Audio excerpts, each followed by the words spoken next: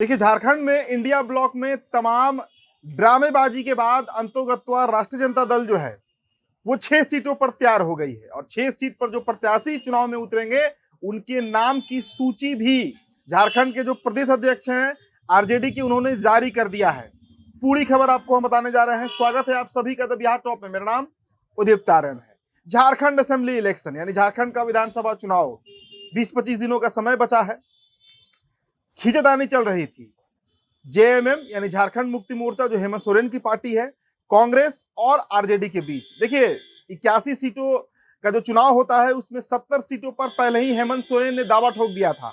हेमंत सोरेन ने कहा था कि 70 सीटों में हम और कांग्रेस अपना अपना बंटवारा कर लेंगे।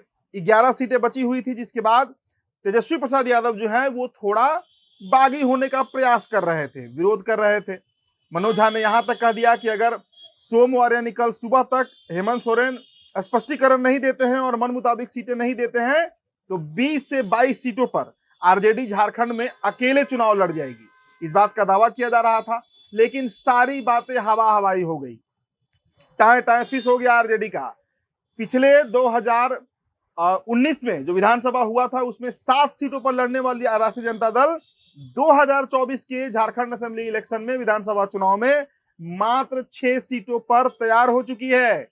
और प्रत्याशी कौन कौन है वो आपको हम बता देते हैं। देखिए, सूची आपके सामने है। देवघर विधानसभा से सुरेश पासवान है, गोड्डा विधानसभा से संजय प्रसाद यादव हैं, कोडरमा से सुभाष यादव, काफी विवादित नाम, बालू माफिया के तौर पर इनकी पहचान बनी है। चतरा विधानसभा से रश्मि प्रकाश हैं, विश्रामपुर विधानसभा से नरेश प्रसाद सिंह हैं और हुसैनाबाद विधानसभा से संजय कुमार यादव जो हैं वो आरजेडी की तरफ से प्रत्याशी बनाए गए हैं। तो ये 6 नाम हैं जिन पर आधिकारिक मुहर लग चुकी है। यही उम्मीदवार हैं आरजेडी की तरफ से झारखंड चुनाव में।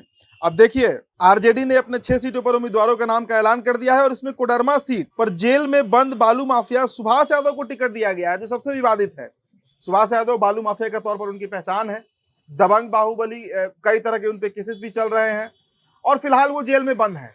लेकिन इसके बावजूद आरजेडी ने उन पर भरोसा जताया है। आरजेडी की तरफ से वो गोड्डा विधानसभा से प्रत्याशी बनाए गए हैं। गोड्डा विधानसभा। इसके अलावा आपको बताएं कि सुभाष यादव को ईडी ने बिहार में अवैध बालू खनन का किंगपिन बताया था और वे पिछले कई महीने से पटना के बेऊर जेल में बंद हैं। सुभाष यादव जो है वो लालू प्रसाद यादव के परिवार के बेहद करीबी बताए जाते हैं। मूल रूप से पटना जिले के निवासी हैं और इसके लिए झारखंड में चुनाव लड़ने के लिए उन्होंने झारखंड के वोटर लिस्ट में बजाबते अपना नाम भी जोड़वा दिया था, जिसके बाद सुभाष यादव का आज टिकट फाइनल कर दिया गया है। आरजेडी ने इसके साथ ही देवघर से सुरेश पासवान, गोड्डा से संजय प्रसाद यादव, चतरा से रश्मि प्रकाश, विश्रामपुर से नरेश प्रसाद सिंह और हुसैनाबाद से संजय कुमार यादव को टिकट दिया है। देखिए, काफी हंगामा हो रहा था। जिस तरीके का माहौल आरजेडी बनाने का प्रयास कर रही थी वो देखकर ऐसा लग रहा था कि आरजेडी इसके लिए तैयार नहीं होगी। 20 से 22 सीटों पर अकेले चुनाव लड़ने का दावा तक कर दिया गया।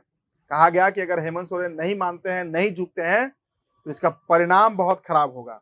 झारखंड में आरजेडी अकेले सक्षम है 20 से 22 सीटों पर चुनाव लड़ने के लिए और ये बीजेपी से के खिलाफ लड़ेगी। लेकिन जिन 11 सीटों पर बात थी उसमें 6 सीटों पर आरजेडी और अब यह बात तय हो गया है कि 5 सीटों पर जो लेफ्ट पार्टी है, जो मार्क्सवादी हैं, जो वामपंथी हैं, माले जो है, उनके प्रत्याशी चुनाव उतरने जा रहे हैं। तो सीट का बंटवारा हो चुका है। 70 सीट जो झामुमो और कांग्रेस के बीच बटा था उसमें 11 सीटों पर कांग्रेस लड़ रही है, 6 सीटों पर आरजेडी लड़ रही है और 5 सीटों पर जो लेफ्ट की पार्टियां हैं, इस बार नया गठबंधन भी बना है। हेमंत सोरेन ने कहा भी था कि हमारे एक नए सहयोगी बने हैं, वो चुनावी मैदान में उतरने जा रहे हैं। फिलहाल इस रिपोर्ट में इतना ही। बहुत बहुत शुक्रिया।